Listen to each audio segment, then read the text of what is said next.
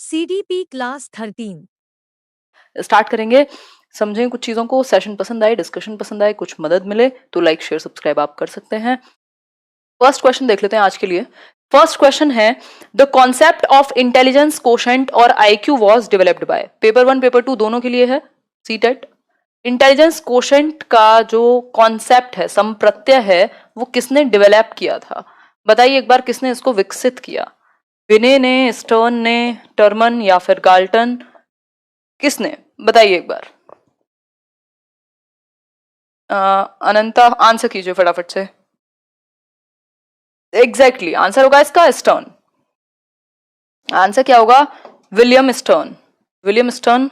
ये स्टर्न बर्ग नहीं है, ये स्टर्न है, विलियम स्टर्न है। ठीक है, थोड़ा खेल लेते हैं स्मार्ट बोर्ड से, यही कर रहे हैं हम आजकल। ठीक है, तो ये विलियम स्टर्न है, मजा नहीं आया इसमें। ठीक, ये 1908 में यानी 1908 में इन्होंने, आई थिंक 1908 नहीं 1912 होगा, जब इन्होंने बात की थी आईक्यू के कॉन्सेप्ट की, यानी इंटेलिजेंस कोशेंट। इंटेलिजेंस कोशेंट क्या है? बेसिकली कि आप बुद्धि लब्धि माप पाए, बच्चे का एक स्कोर लेकर के आ पाए, कैसे आप जांचेंगे चीजें। अगर बात इंटेलिजेंस टेस्ट की होती कि सबसे पहला इंटेलिजेंस टेस्ट किसने दिया, तब हम बिने कह देते।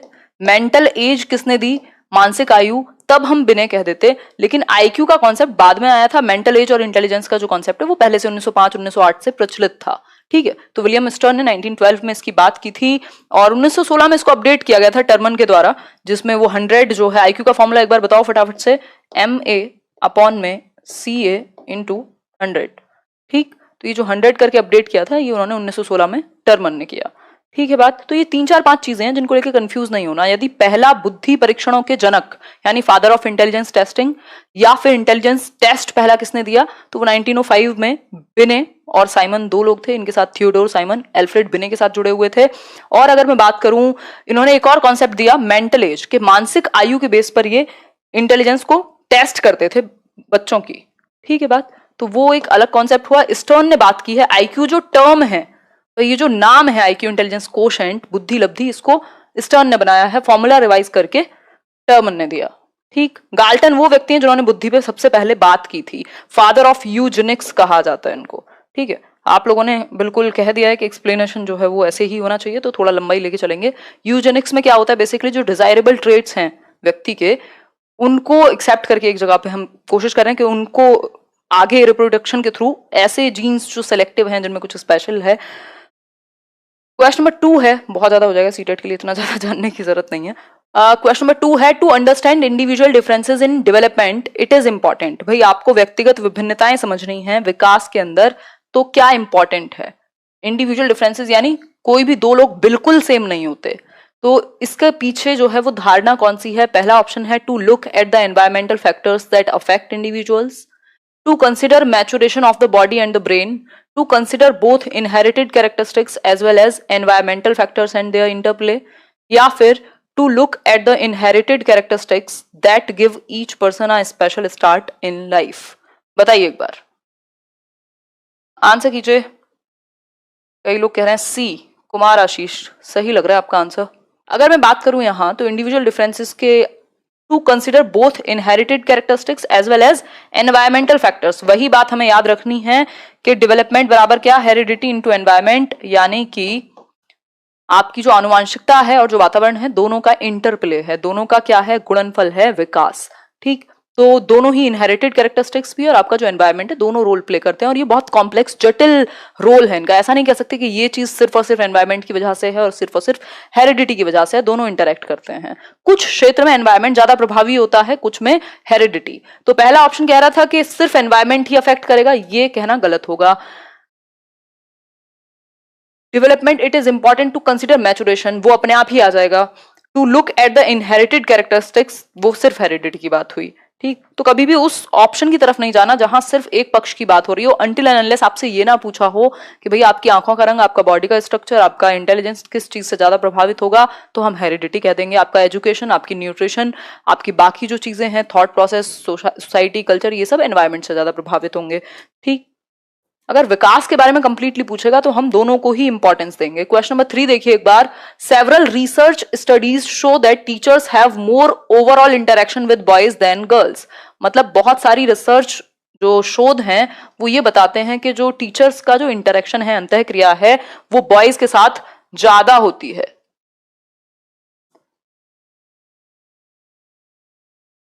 बताइए एक बार, ज्यादा होती है जो अंतःक्रिया है, इंटरेक्शन है टीचर्स का, सामान्यतः है जनरली वो बॉयज के साथ ज्यादा है, गर्ल्स के साथ इंटरेक्शन कम है या कम अटेंशन मिल पाती है गर्ल्स को।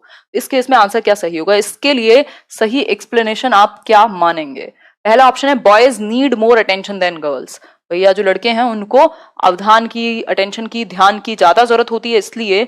या फिर this is an example of gender bias in teaching, यानी कि ये लैंगिक पूर्वाग्रह या फिर अंतर का एक एग्जाम्पल है। Boys are easier to manage than girls, लड़कों को संभालना आसान है। या फिर boys have much more academic capabilities than girls, मतलब ज्यादा इंटेलिजेंट होते हैं। तो ये सारी जो बातें हैं वो बेकार की बातें हैं।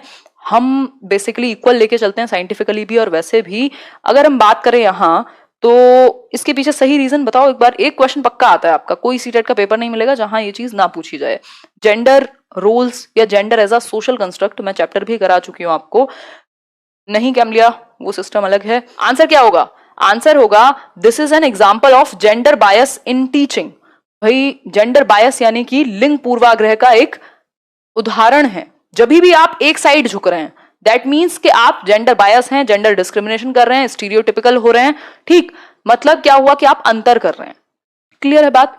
ऐसा कुछ नहीं होगा। हालांकि आप देखते हैं कि वो जो टाइम एंड वर्क के सवाल होते हैं उनमें भी दिखा रहे हैं कि महिलाएं एक काम को 3 घंटे में करती हैं और पुरुष उसी काम को 1.5 घंटे में कर ले रहे हैं। दैट मीन्स जेंडर बायस, है ना।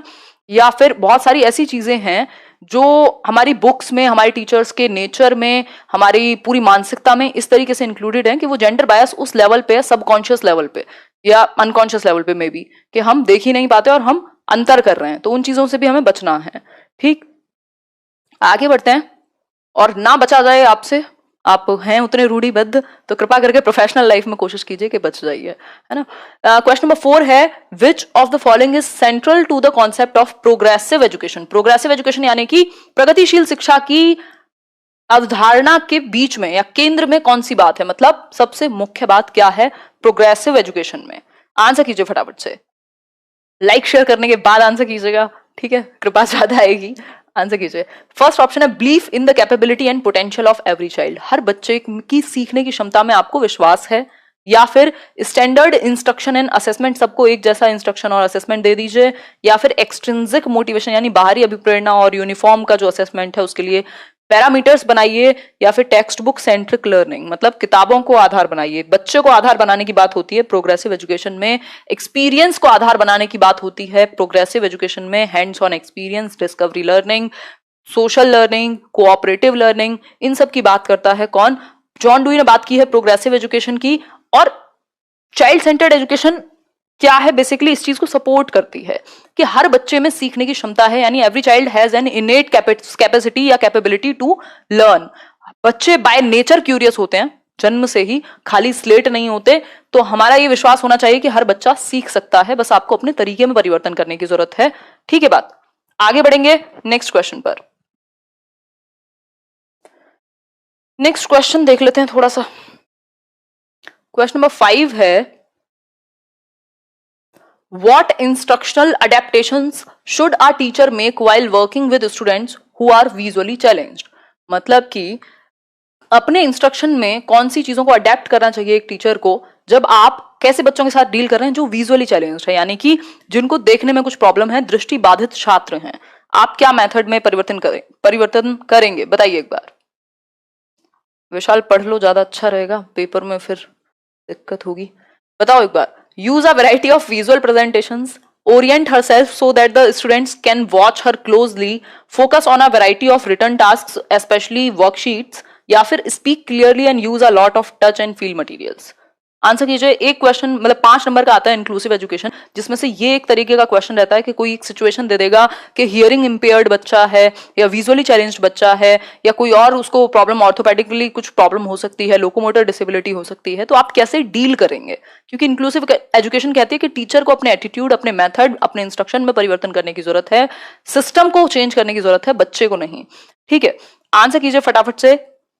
नाम ले लिया कोमल आपका। आंसर क्या होगा?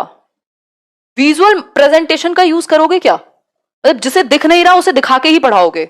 मतलब कितनी मूर्खता की बात है ये है? अगर देखने में प्रॉब्लम है तो मैं कहूं देखो पिक्चर, देखो कितनी अच्छी पिक्चर लगाई है, देखो यहाँ पे एकदम बहुत अच्छे से क्लियरली सब कुछ है, तो पढ़ पाएगा? नहीं पढ़ पाएगा। तो हमेशा ध्यान रखिए, जिस भी सेंस में प्रॉब्लम हो बच्चे के, चाहे वो सुनने में हो, अगर वो सुन ही नहीं सकता तो आप ऑडियो कैसेट से थोड़ा ना सुनाएंगे उसको, फिर आप विजुअल मटेरियल दिखाइए, कुछ और बाकी के सेंसेस का यूज कीजिए।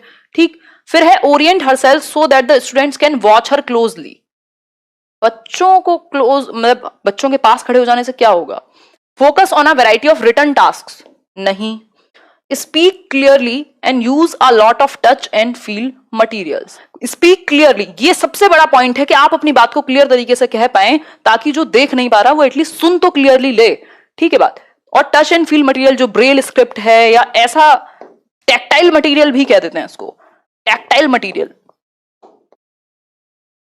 ठीक, जिसको टच और फील करके पढ़ा जा सके। तो ये ब्रेल स्क्रिप्ट होती है जिसको 6 पॉइंट पे आप टच करके पढ़ सकते हैं, उभरे हुए होते हैं पेजेस, और ये आजकल कंप्यूटर पे भी संभव है। क्वेश्चन नंबर 6 देखिए, cooperative learning and peer tutoring dash in an inclusive classroom.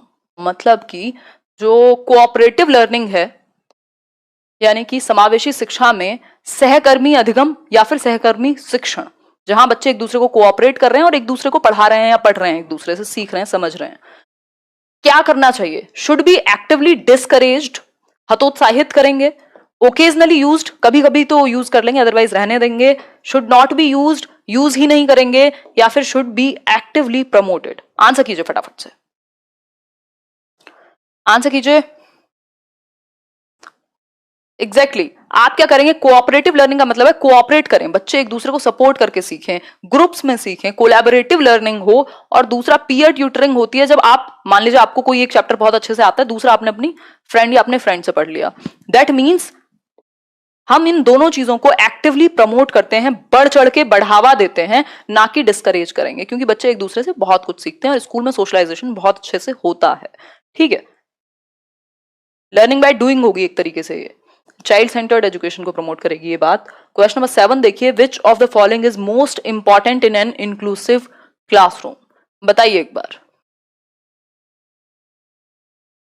Exactly बहुत बढ़िया बात कही है काजू ने। A certain darkness is needed to see the stars या फिर क्लियरली, हाँ, सी द स्टार्स, एग्जैक्टली। ठीक है उषा जी करेंगे डिस्कशन। आइए एक बार, standardize testing, promoting competitive learning, individualized education plan या फिर यूनिफॉर्म इंस्ट्रक्शन। देखो यूनिफॉर्म इंस्ट्रक्शन आप नहीं दे सकते। यूनिफॉर्म इंस्ट्रक्शन का मतलब है एक जैसी इंस्ट्रक्शन सबको, फिर इंडिविजुअल डिफरेंसेस को कहां केटर करोगे आप? फिर तो एक डंडे से हाँक दिया आपने सभी को। सिर्फ एक मेथड का यूज नहीं करते आप, मल्टीपल तरीके इस्तेमाल में लाते हैं। Individualised education plan, exactly. Which of the following is most important in an inclusive classroom, यानी इंडिविजुअलाइज्ड एजुकेशन प्लान बेस्ट रहेगा, क्योंकि आप इसमें इंडिविजुअल नीड्स का ध्यान रखते हैं। स्टैंडर्डाइज टेस्टिंग हो गया, सबको आपने एक तरीके से हाँक दिया। फिर से कॉम्पिटेटिव लर्निंग आप कभी भी प्रमोट नहीं करते। जब दो लोग अलग हैं तो उनको जबरदस्ती कंपटीशन में क्यों डाल रहे हैं हम? ठीक है, सेम कंपटीशन में। इंडिविजुअलाइज्ड एजुकेशन प्लान आईईपी, एक क्वेश्चन इससे हर बार पिछले 3-4 साल से मैं सीटेट में देख रही हूं, लगातार पूछा जा रहा है। इसमें क्या होता है? बेसिकली आप इंडिविजुअल की नीड के अकॉर्डिंग एक प्लान बनाते हैं, अपने इंस्ट्रक्शन में परिवर्तन लाते हैं और वो बेहतर सीख पाता है। तो ये बच्चे को ध्यान में रख के बनाया गया है, चाइल्ड सेंटर्ड एजुकेशन को प्रमोट करता है। क्वेश्चन नंबर 8 है, which of the following is a correctly matched pair of learners and there primary characteristics. Dyslexic learners यानी जिसको डिसलेक्सिया है, उसको पढ़ने में समस्या होगी और लिखने में समस्या होगी। क्रिएटिव लर्नर्स यानी सृजनात्मक बच्चे हाइपर एक्टिव होंगे और स्लो होंगे, धीरे धीरे काम करेंगे या फिर बहुत ज्यादा हाइपर एक्टिव होंगे। अटेंशन डेफिसिट लर्नर्स जो एडीएचडी वाले बच्चे हैं, हाई मोटिवेशन होगा या फिर सस्टेन कर सकते हैं अटेंशन, बहुत लंबे समय तक टिक कर बैठ सकते हैं। या फिर हियरिंग इंपेयर्ड लर्नर्स, वो बच्चे जिनको सुनने में प्रॉब्लम है, can not comprehend visual information. बताइए एक बार।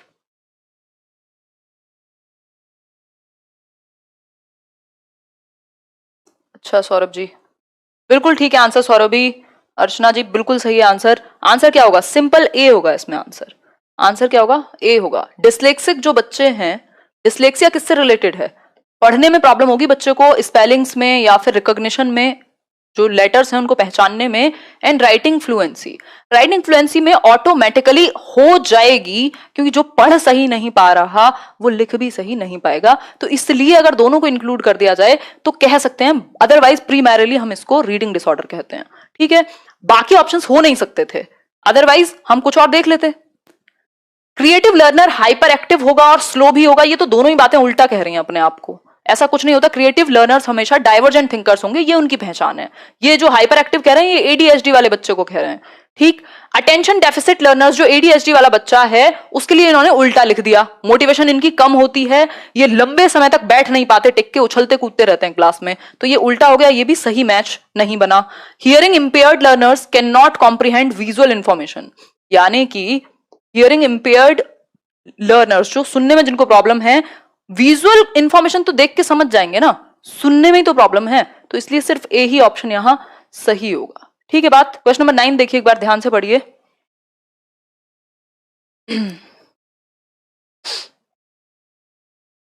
कोई बात नहीं वर्तिका, बहुत बढ़िया कपिल देव, सही किया आपने। बताइए एक बार आंसर करके। Thank you Tushi. Which of the following would not be consistent with a constructivist environment, यानी कि कंस्ट्रक्टिविस्ट एनवायरमेंट आप जानते हैं सीटेट का बहुत फेवरेट है और आजकल चाइल्ड सेंटर्ड एजुकेशन का बहुत ज्यादा फेवरेट है। रचनावाद, एनसीएफ भी आपका इसी पर बेस्ड है। ये स्कूल ऑफ थॉट है, स्कूल ऑफ साइकोलॉजी है, जो ये मानता है कि बच्चा ज्ञान का निर्माण सृजन कर सकता है एक्टिविटी करके। ठीक है बात, जिसमें प्याजे भी हैं, वाइगॉस्की भी हैं। बताइए एक बार, कंस्ट्रक्टिविस्ट एनवायरमेंट यानी ऐसा एनवायरमेंट जो रचनावाद में विश्वास रखे कि बच्चा नॉलेज को कंस्ट्रक्ट कर सकता है, उसके अनुसार कौन सा एक आंसर, हाँ जी सतीश चौधरी, कौन सा एक आंसर सही होगा? Students work collaboratively and are given support to engage in task oriented dialogue with each other, या फिर teachers elicit students ideas and experiences in relationship to key points and plant teaching learning to elaborate और restructure their current knowledge, या फिर teachers employ specific end of the term assessment strategies and give feedback on products rather than processes. Students are given frequent opportunities to engage in complex meaningful problem solving activities. देखो हमेशा याद रखना, जहां भी constructivism आएगा, meaningful learning, problem solving, learning by doing, hands on experience, cooperative learning, इन सब में ये अच्छी बात कहेंगे। तो जहां बच्चों को एक्सप्लोर करने का मौका मिले, डिस्कशन का मौका मिले, एंगेज होने का मौका मिले, वो बात सही है। किसके बारे में? कंस्ट्रक्टिविज्म के बारे में।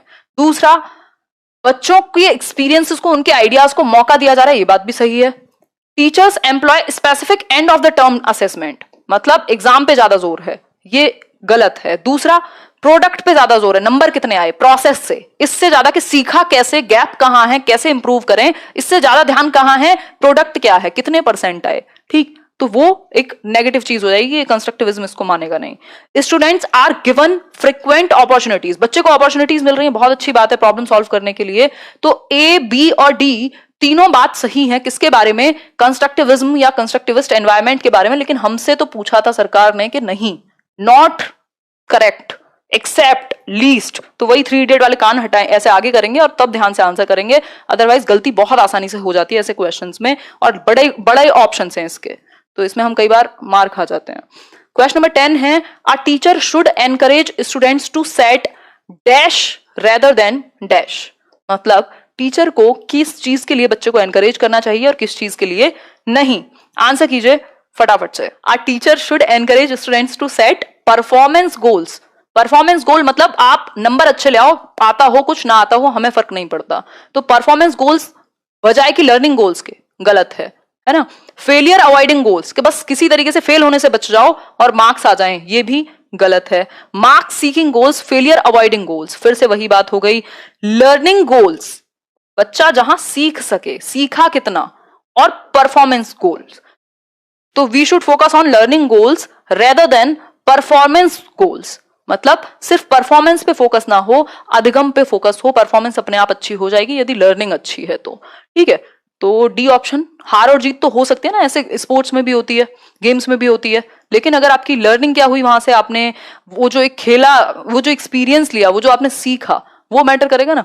तो यहाँ यही एक सीधी सी बात है।